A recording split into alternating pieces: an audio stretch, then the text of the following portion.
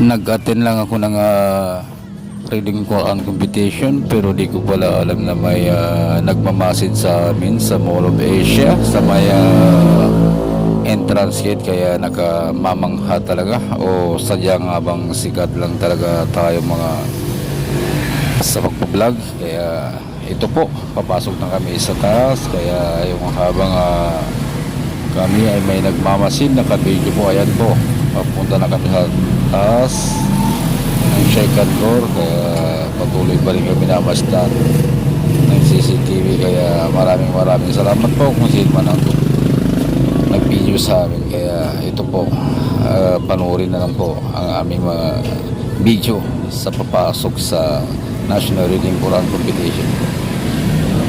Habang kami ay naglalakad mga idol, ay sakay kami ng skeleton.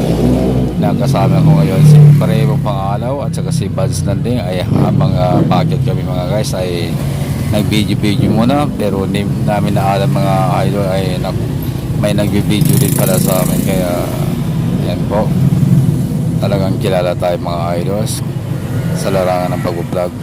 Ayan po, paakyat na po kami sa taas, kaya malapit na kami yan sa entrance gate po mga idol. Ayan po,